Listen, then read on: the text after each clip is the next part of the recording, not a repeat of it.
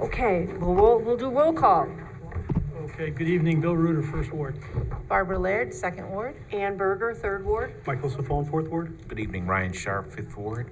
Ann Shershon, Sixth Ward. Felicia Salvatore, Town Clerk. Rebecca Edwards, Town Supervisor. So I just wanted to say for a second, I know we all keep in our thoughts and prayers everyone who is suffering in the wake of Hurricane Helene and all of the first responders who are out helping. I'm afraid Council Board Member Reuter just had a personal experience with that, very close up, right. but he made it back. So, and also I know we all have our thoughts about peace tonight.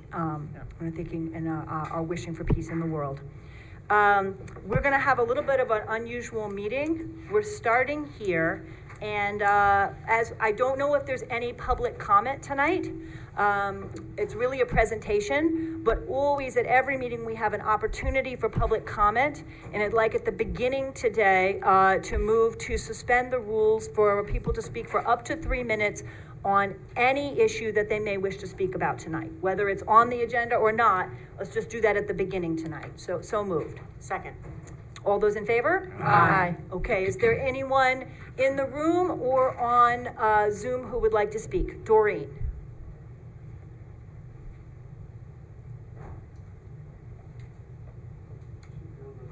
Doreen, are you able to unmute? Let me see if there's also, while we're working on that, anyone in the, oh, okay, go ahead. Oh, she says she's not able to unmute. Is there anyone in the room here who wanted to speak while we're seeing if we can sort out the technical difficulty? Oh, now she's ready, great. Hi, Doreen. Okay, thank you. I just wanted to know if the budget was posted online to follow along with? It's not. It's going to be posted, we hope, later tonight, but we're giving ourselves till tomorrow morning. I'm going to send out a supervisor's e-newsletter, and also we'll do, we'll just get it out on all channels tomorrow. So we'll have it out. Right after the meeting tonight or first thing tomorrow morning, and let everyone know. Okay, thank you. Anyone else? All right, then I remove that we return to the regular order of business. Second. All those in favor? Aye. Any opposed? Okay. Then the first item of business tonight is that the clerk is presenting a budget to board members who will be seeing it for the first time. And I would like to just emphasize while we're doing this that this is just the very beginning of a budget process. I am presenting some highlights tonight of the tentative 2025 budget. We will then be talking about it over the next few weeks as we develop a preliminary budget. We will then have a public hearing, and the schedule, and I'll go over this again in a minute, is for the budget to be adopted on November the 20th. So we're really just beginning a process of deliberation over this budget. Okay, with that, I'd like to present from over here. So have spots for all the town board members up front here so that I can be next to the screen. Thank you. Oh, we're moving? We're going to move this one.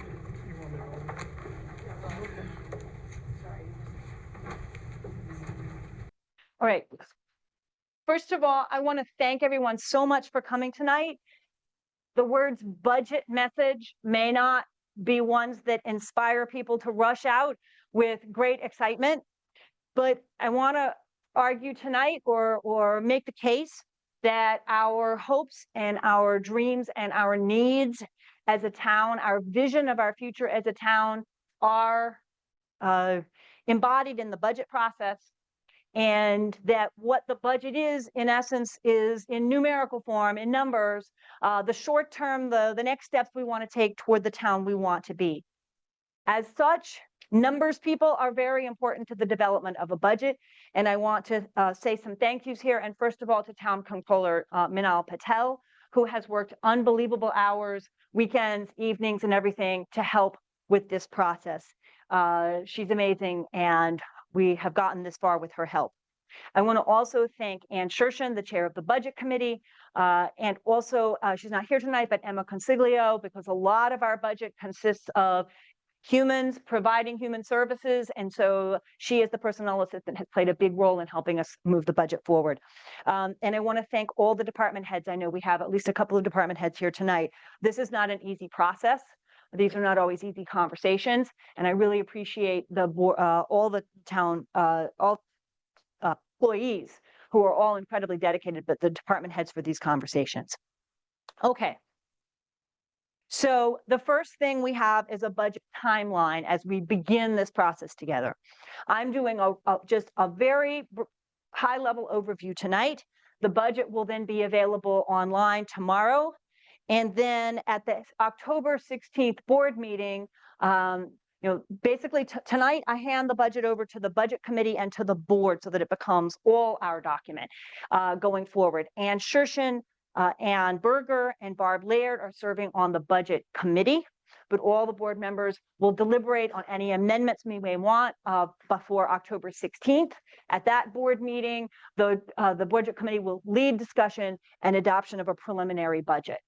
We may get additional information between now and then, and between then and the final budget. We're still in negotiation with 2 unions. We are still waiting for costs, health insurance costs for next year. There's a lot of things that we're going to continue to work on. There will be a public hearing on November 6th at 7 p.m. and then on November 20th at 7 p.m., taking into account all the voices we've heard, all the issues we've discussed, all the ways we've discussed going forward. We will adopt a final budget. Recognizing that not every single person wants to come to a meeting at 7 p.m. and also not everyone is comfortable public speaking, we are going to put out a stakeholder survey tomorrow as well. The primary stakeholders in the town are the residents, but and taxpayers. But there are also people who may have a business here, who may work here, who might also want to weigh in. So we're broadening it out for anyone who might want to participate. And that will also be online, and I'll make sure everyone has access to that tomorrow so that you can share your ideas and share that as well. Okay, the bottom line to start with. Based on this budget, we've got a little ways to go in the next few weeks, but my proposed budget has no cuts in services. We're using cautious revenue estimates, given what's going on in the world. And we are keeping the property tax level below the inflation rate and below New York's 2% tax cap. As you probably know, New York requires municipalities to take a special vote with 60% majority if they wish to break the tax cap. And my recommendation is that we not do so, and that we bring in a budget that will be under that tax cap and keep the tax rate as low as we possibly, the tax increase as low as we possibly can. We face a bunch of challenges, and I'm going to talk about those first. The first is that the high cost of living that everybody experiences at the grocery store also impacts town hall. Everything from the cost of electricity to the cost of health insurance, everything from boots to bolts has gone up. And so it's very difficult to keep spending completely flat. Pretty much all the increase this year is just based on things that we're already doing. We're trying very, very hard not to have them cost more, but it's very hard to keep that to make that happen. We have hopes of inflation coming down. The cost of living is coming down some. We hope it will come down next year even more. But this is the reality that we're dealing with. If you talk to any of the department heads, things that 5 years ago cost much less suddenly cost much more. The second is that last year, the town board had hoped to move many of the employees to a different health insurance plan, New York Excelsior, and that was going to have a cut in rates, was the hope. And then there was a plan to, in fact, those employees were offered sort of a share in the anticipated savings. And then after the whole budget was adopted on December 1st, New York, the state doesn't seem to need to follow the rules that everybody else follows, put out its insurance rates on December 1st. And the Excelsior rates went up 49%. That has impacted our 2024 budget. It has impacted our 2025 budget. We are continuing to unwind that. And so health insurance is one of the areas that I asked the board to think about a lot.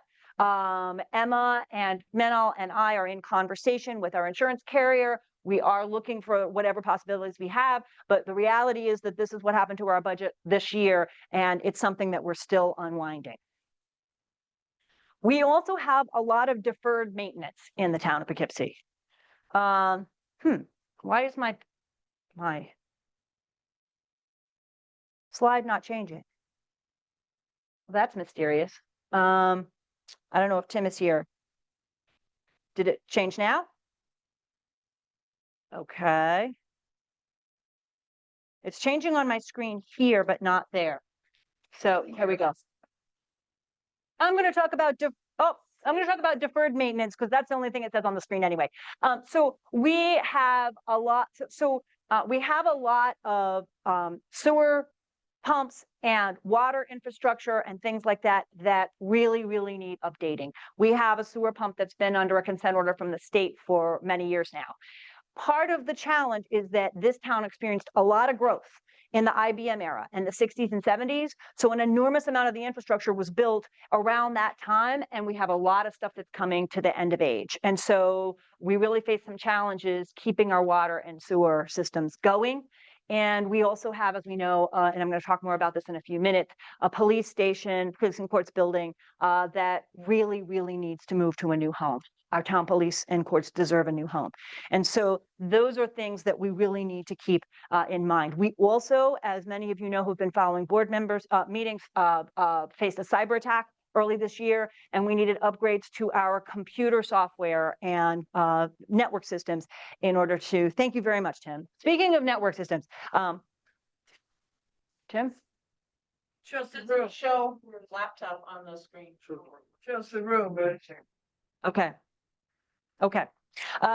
So there are other kinds of infrastructure that need replacement too, and we've had to make some investments this year in order to protect our data and protect our cybersecurity. Okay. While we keep going, I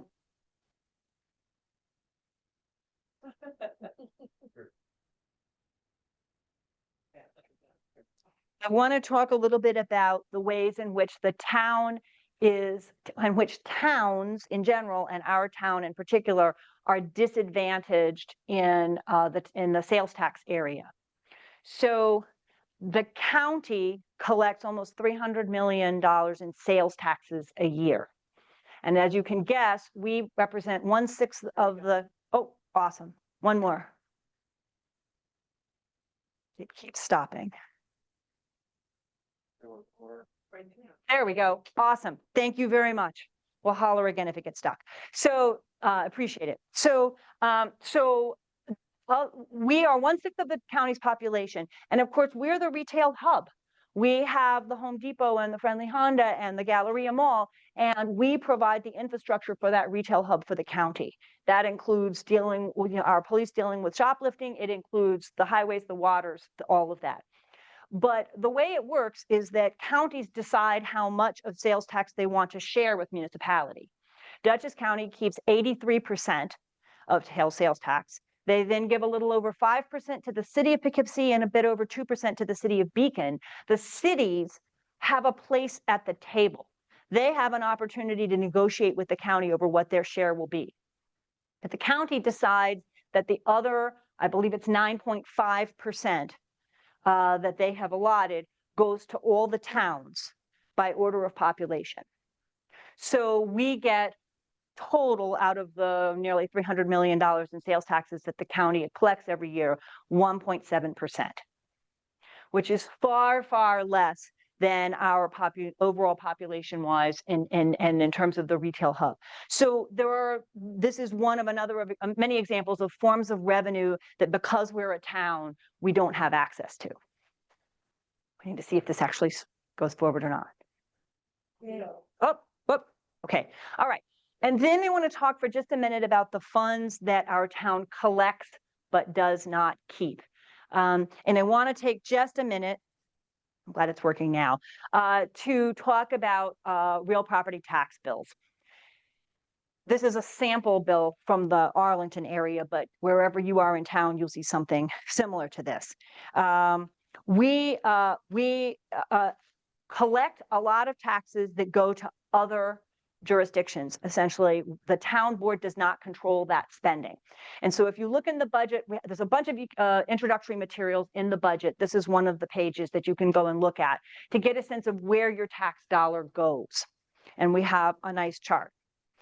This is a sample, an example from Arlington. So the light blue is the 33% of your property tax bill that the town keeps. In Arlington, 43.7% goes to the fire district. The Arlington Fire District budget is now larger than the town's entire budget. The library district gets 6.7%, and the county takes 16.5%. Sure, they might be different in different parts of town, right? And I've excluded school taxes here, right? If I put school taxes in here, obviously the town collects and shares those as well.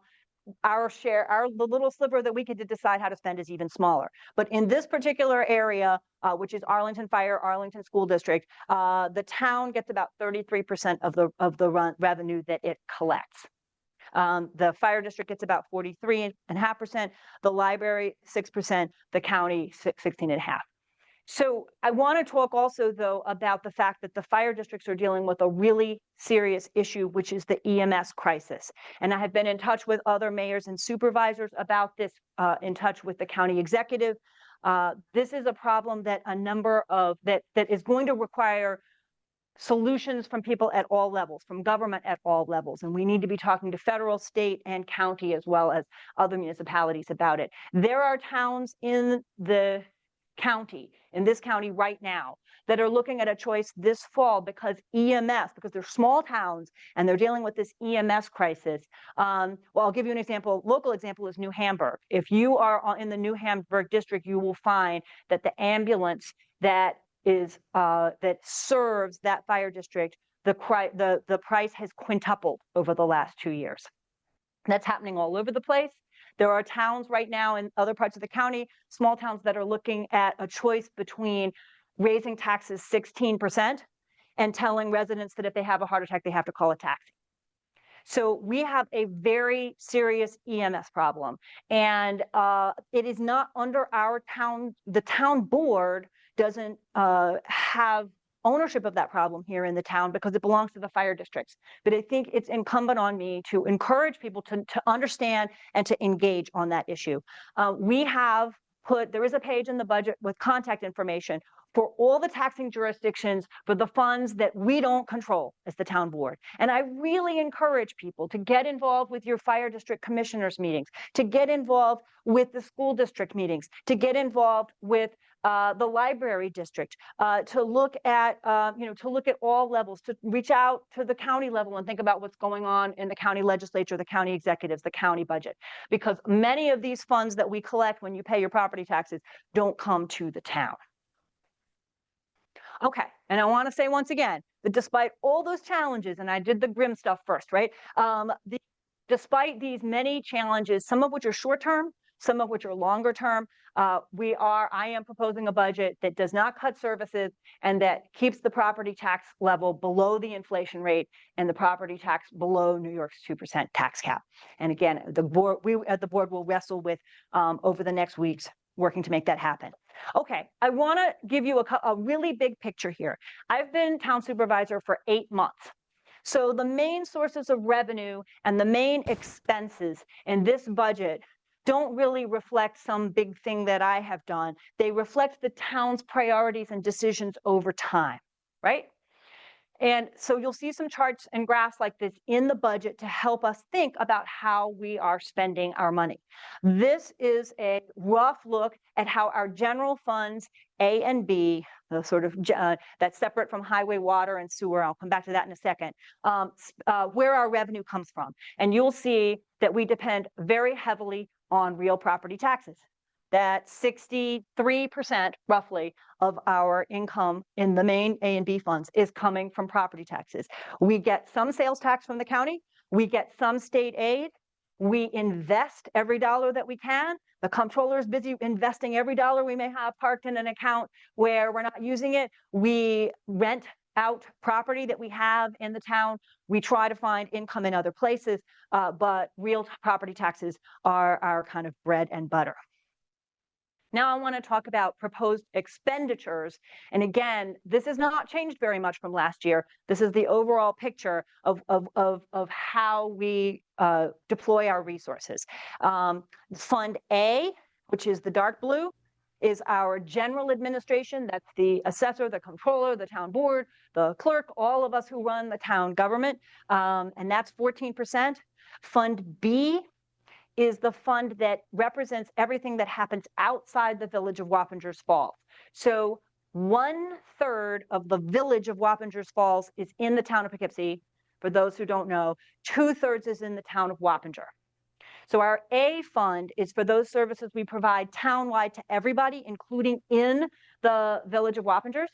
And Fund B is for those services that we don't provide in the village of Wappingers because they do their own.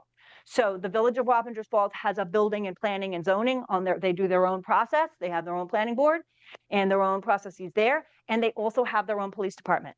So our public safety and our building and planning zoning are the big things in Fund B. Our highway fund and our water fund and our sewer fund, which is up there in green, are all parts of our infrastructure spending, right? And they each have separate funds. You can look through the budget and get a sense of how each fund works. I want to say that our debt levels are quite low right now. This also represents many years of decisions by the town board. We have low indebtedness, and we also have a strong credit rating as municipalities go, AA3. And that's pretty high in investment grade. And we can talk again, we should wrestle with the board as what are those things that protect our credit rating and keep our, and keep our credit rating strong, because if and when we need to borrow money, that's what enables us to borrow at a reasonable rate. And it's an important sign of fiscal health. Okay, so I haven't changed, I've given you a quick overview of our big kind of how we get money, where we spend that money. The biggest thing I've tried to do this year really is make this process transparent. What we're doing tonight is a little different than has been done in the past, and the budget document itself will look very different than in the past. And that is because I think it's essential that residents have a budget that they can navigate and that's available online, and that includes a stakeholder survey so that we can hear hear everyone's voices. Everyone's voice matters, and so that we can all decide what together to do. And I believe that that's how we articulate where we're headed as a town. You will find in the front part of the budget some census data, demographics. I don't know about you, I meet a lot of people who say, oh yeah, I live in the town of Poughkeepsie, and then it turns out they actually live in the city of Poughkeepsie. The town and the city we really are closely connected to each other, but the town is its own distinctive place. In fact, I have to tell a story on my son, who hadn't visited town hall yet since I became supervisor, and we needed to switch cars. And he said, okay, I'm coming to town hall. I go down by the Millhouse Brewery, right? And I was like, no, that's the city, right? So my own son doesn't know which one is the city or the town or where to find town hall. So now he does. But so we really, this is an opportunity for us to take a look at who we are as a town, what the town is, who we are, as opposed to Poughkeepsie more generally. There's a page sending you to the Duchess Address Finder.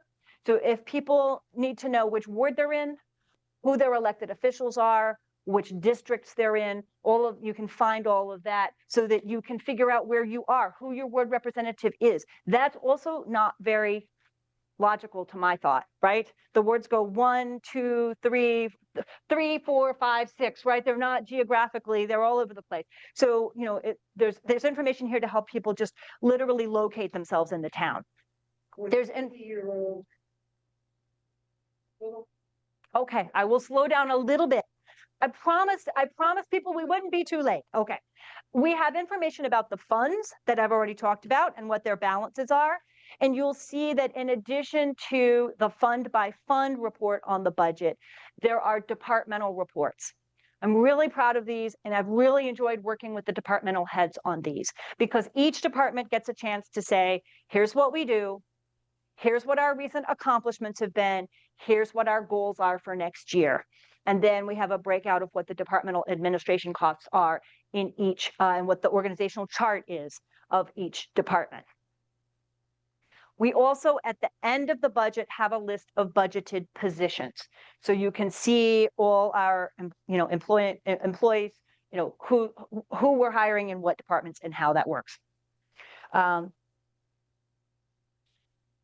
Okay. I suspect over the next few weeks that we're going to get into the kinds of conversations that we always do in budgets about, what I call sort of shoelace conversations, like where we get into into a debate about the cost of shoelaces at the bottom of page 138, right? That's kind of what it will be as we grapple with the specifics of the budget. So, but what I wanted to do tonight, again, was to connect the budget process to our broader vision for the future, because the goal of the process is to think about how our revenues, operations, and spending match our long-term goals. And we do have those long-term goals. The town has recently adopted a comprehensive plan update and an open space plan and a natural resources inventory. And those are all 10-year documents that try to tell us where we're headed for the next decade or maybe more, and how we can protect our natural resources. And so there's a page there, and I encourage people to go online, and the online version of the budget will link you straight through to understand what those documents say. Here are some of the goals from the town comprehensive plan update that are central to that plan and that I find particularly inspiring. The first is to build safe, walkable communities. So public safety and walkability are essential to that. The second is to preserve our remaining green spaces, enhance our recreation, and reconnect to our Hudson River shoreline. If you think about it, we actually have 8.5 miles of Hudson River shoreline. But due to the railroad and due to the quarry and due to the way development has happened, as a town, we're not faced toward the river or we don't have a lot of access to the river. We do at Cove Park, which is a county park. We do at Bowdoin Park, which is another county park. We do in New Hamburg. But I think an interesting question is how we maximize our relationship with the river, which is so central to who we are and what we love about the Hudson Valley. The comprehensive plan update calls for us to keep working to improve our air and water quality and for environmental protection. And we are going to work further on those goals because we're going to be adopting a climate action plan for the town. And we're going to be discussing that in the next month. The comprehensive plan update also talks about ensuring affordability and building an equitable town that is welcoming to all. So I'm going to try to talk about some strategic priorities that we can carry forward that fit, I think, with those goals and with our budget needs. And the first is to protect property taxpayers.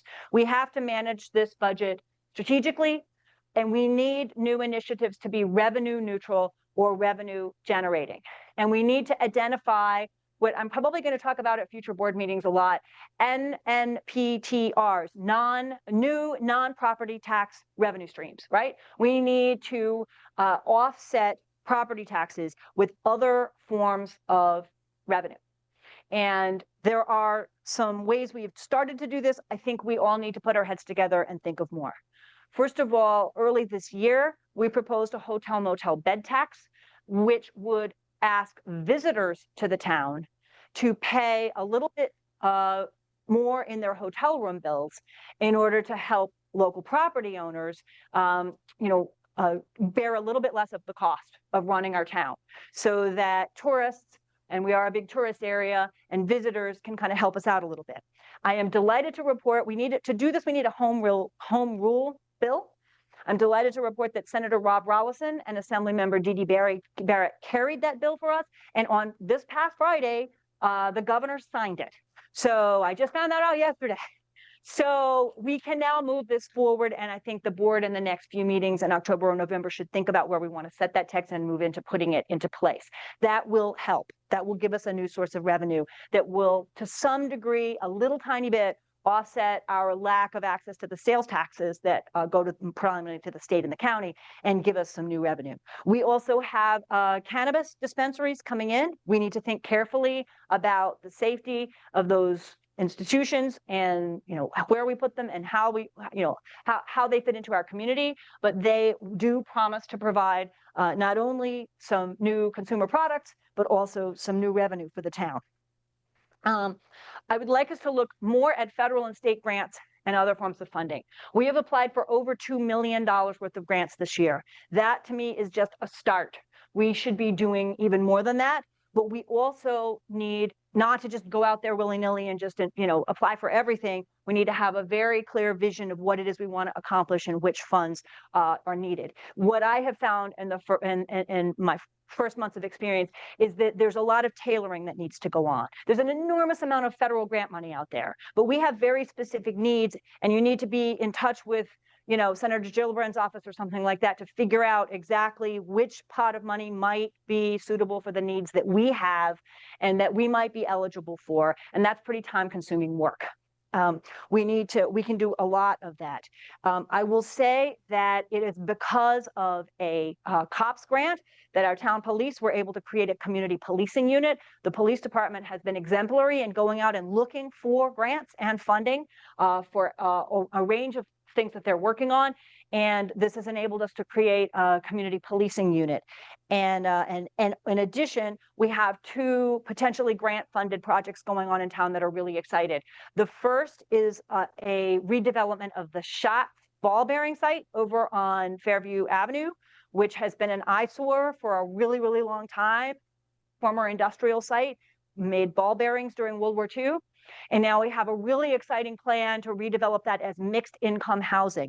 And there actually will be, we'll put out more information about this later, but I heard today that the county, which took the lead on that project initially, is going to have a presentation on that project here at Town Hall on November 19th at 6:30. So anyone who wants to learn more about that project can do so. That's going to be November 19th at 6:30 at Town Hall. That Schatz site is one of the brownfields that we're able to redevelop in the town. We also have a second option, which is what we are now calling the Burnett Tucker brownfield, which all of us know colloquially as the former Kmart, which is over here on Burnett Tucker Drive. It's now a sea of asphalt. And if you've been following town board meetings, you know that we have applied for a State Brownfield Opportunity Act grant to explore how we might build a community vision for that location. It's a very challenging site. It's a landfill that was uncapped in 1973 when it stopped being used. It was paved over. It is documented to be leaking arsenic and other toxins into the Casperkill. So it needs to be capped. And it's in a floodplain. Really, that whole area was originally the headwaters of the Casperkill Creek. So it's not going to be very easy to build on. And one of the things I would like us to talk about is the possibility of putting a park or green space over there and a spur from the rail trail and maybe soccer fields or farmers market or concert space or something of that sort, if we could make that happen, because it's going to be hard to build on. But the first thing we need to do is build a community vision and also see what is and isn't possible on that site. Again, we're going to move that forward with grant funds, not property tax revenue, but grants can enable us to do those kinds of things. I would like us to make sure that we're making the maximum effective use of town assets. We've been already talking about reviewing user fees, and there's a committee of the board members Reuter and Sifone and Shershin, I think, are going to take a look at our user fees in consultation with the clerk and see what we might do. We also invested a little money earlier this year in a more aggressive defensive tax search to make sure that every company in town is paying its fair share. And as much as we can make that happen. And I think we're starting to see results at the October 9th meeting. We will see that by pushing back a little harder and investing a little in the willingness to go to court if we need to, more than we did before, that we may actually yield some results on that in order to make sure that there aren't companies that are chronically sort of coming in and saying, well, you've overvalued my property, when that may or may not be true. I also think we should be looking at shared services and partnerships of all kinds. We modeled that this year because we have hired, well, we haven't hired, LaGrange has hired an animal control officer, an ACO, and we are participating in a 5-town consortium that is working together. And Adrian is great, the ACO is great, and he's managing to cover 5 towns. And that really provides a lot of efficiency. So those kinds of partnerships are incredibly helpful and effective and efficient when we can make them happen. Okay, I think that we can spend every dollar wisely, find new funding sources, protect taxpayers, and still do exciting things. Okay, the other thing, the main exception to this rule is that we know we need a new police station. And we know that we can't do that just with grant funds. We're going to have to spend some money on that. It's a very urgent priority. That police station, as most of you know, I think, is on the landfill I was just talking about. And it really needs to move. We are sinking a lot of money into that building to try to keep the roof and the pipes and things going. And it is not really an appropriate home for our police. I want to suggest that two possible options forward. The first, I wish that I could say more about, but board members know that we have approached a site owner in the town about a potential site. I'm still waiting to hear back and see whether we could reach what would be a sort of initial agreed upon price for that site. And then we would do 180 days of due diligence to see whether that would be an appropriate site for the police. In the meantime, in conversations with Chief Cavalier and other people, we have talked about what option B might be. And an interesting one has arisen, which I'd like the board to explore over the next few weeks, maybe by putting out an RFP, or request for proposals, to see whether someone could help us with this. The possibility was having the police and courts move into this building and have the town hall functions move somewhere else. The reasoning being that it's very hard to find a good location for a police station or court. They're very specialized needs. The access and location are really difficult to work out. And the Office of Court Administration, the state, has a lot of specifications. It's a lot easier to find places to put town hall because we're offices, right? Relatively straightforward. We need office space. And if you've looked around lately, there's actually a fair amount of office space out there that is not being used. So I'd like us to kind of explore that as a possible option as well. It might be that the police, just the police, fit in this building and not the courts. It might be that it doesn't fit at all, but I'd like us to consider that as a possibility. And so that's something that I think we can come back to at an upcoming meeting. It's certainly going to be a high priority. Okay. Oh, I already did that slide. Some other priorities that I just want to mention briefly: protecting and enhancing our parks and green spaces, walking trails, and recreation options. This is right out of our comprehensive plan. And I'll just say that we have a dynamic new parks director, Nate Smith. He has a lot of great ideas. And I think that over the course of this year, we're going to see a lot of really interesting new initiatives coming out of the Parks and Recreation Department. He and I have agreed they're going to be revenue neutral as much as we can possibly do it, or even maybe revenue generating. But he started by proposing, as you'll see in the park section of the budget, to have what he calls block parties. He's purchased some big foam blocks to get parents of preschoolers and toddlers together for play dates and introduce them to the things that the town Parks and Recreation Department does while the kids play with the big blocks. And he's also proposing some multi-generational, intergenerational programming by using a little bit of our remaining American Rescue Plan funds to put in a toddler playground at the senior center, so that seniors and grandkids can play together there, and it becomes a space that can be multi-generational. There's a lot more coming, I think, over the course of the year with good ideas. Stay tuned. We are getting ready to think about our climate action plan. It's going to focus, as you know, it's out there online for those who want to take a look at it. And I know Ann Berger and Barb and Ann have all been involved in the Conservation Advisory Committee and the Climate Smart Task Force and their recommendations.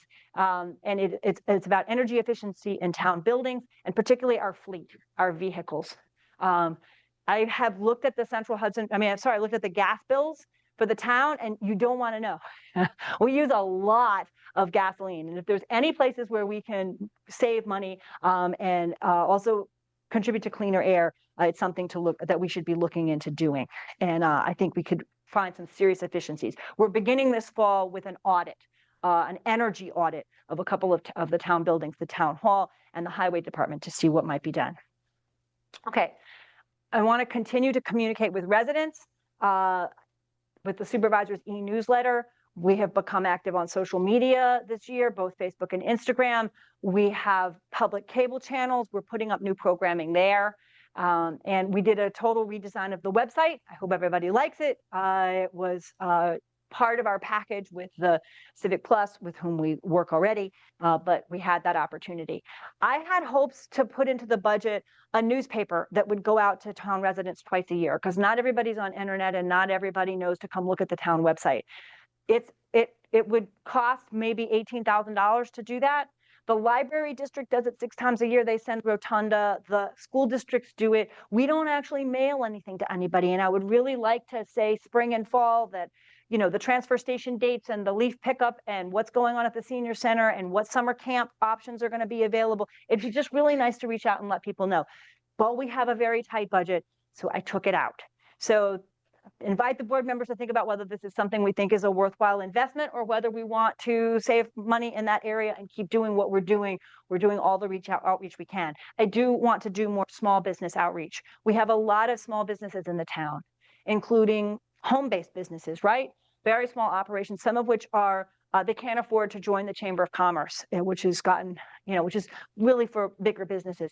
And I'd like us to really think about some of those the businesses that are licensed for at home and some of those and try to reach out to businesses specifically.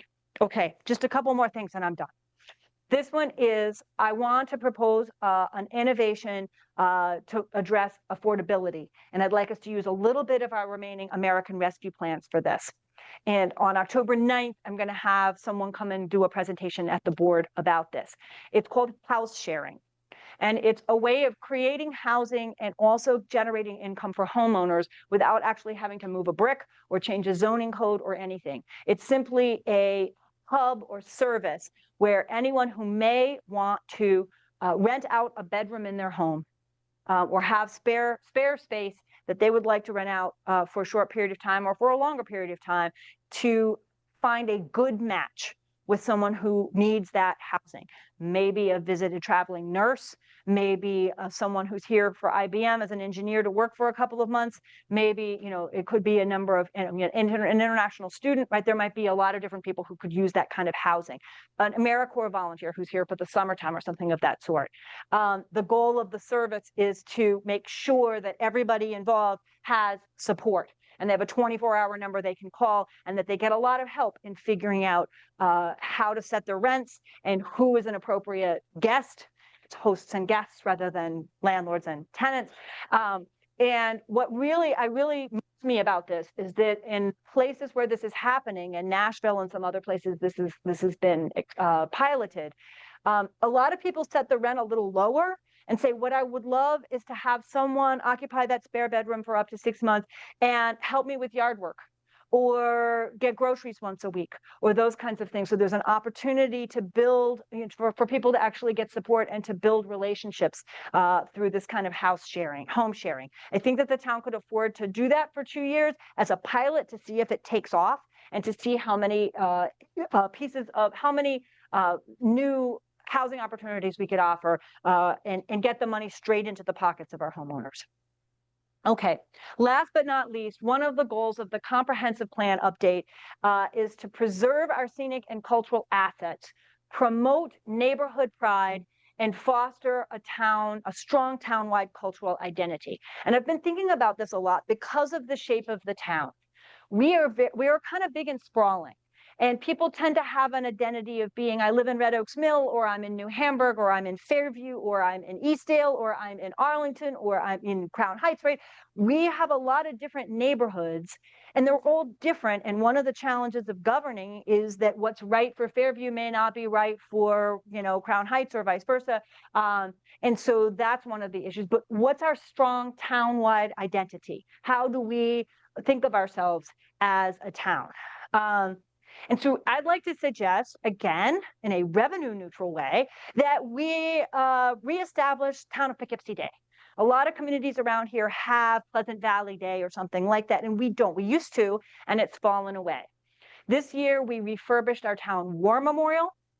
And Joyce Longy isn't here tonight, but it is such an honor for me to work with her in my office on the Hometown Heroes program, which we had to suspend this fall for a little while because we have so many banners. It's so popular that in the Arlington area, we have run out of light posts. So we need to think about how we're going to expand that program. And I was thinking that it would be really neat to have a Town of Poughkeepsie Day, maybe in May, or we're around the time when our amazing highway department and Mike Simon are busy putting up the Hometown Heroes banners again. And we can make sure everybody knows where their family's banner is, what street it's on.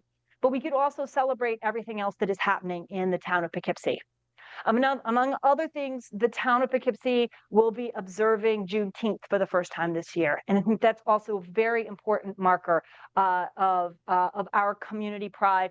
That holiday represents American freedom. And I was thinking about it, I have to put my 19th century US historian hat on here for a minute.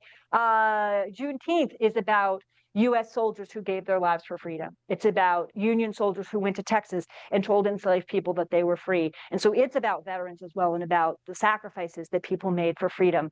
So I don't know if June is the right time or May is the right time or what, but I would like us to think about where and how we might celebrate Town of Poughkeepsie Day again and really build our civic pride and identity. If you look at the tentative budget, and we will be looking at the tentative budget after this, we're going to go down into the details and look at the page by page and line by line over the next 6 weeks. You will see that finances are tight and that we need to be conservative in our forecasts and careful in our spending. And I have tried very hard to do that in this budget. But I also think the budget helps us begin to see how we can do more and that we can accomplish much, that we can accomplish a great deal and fulfill our vision for the future and build a stronger town together. Thank you very, very much for being here. And thank you to Tim for getting getting things going. No one's had a chance to see the budget yet, so this is really a kind of introduction. I brought cider and ginger snaps and think that I know some people need to run off, but if people want to stay and for ginger snaps, I think what we need to do is have a vote to adjourn and then have informal conversation. And then I guess this is the moment where I unofficially or officially hand the budget to the budget committee and the board and say, I'm looking forward very much to working with all of you as we wrestle with the decisions we need to make over the next 7 weeks. I move that we adjourn. Is there a second? All those in favor? Aye. Okay. Thank you very much, everyone. And please stay for some cider and cookies.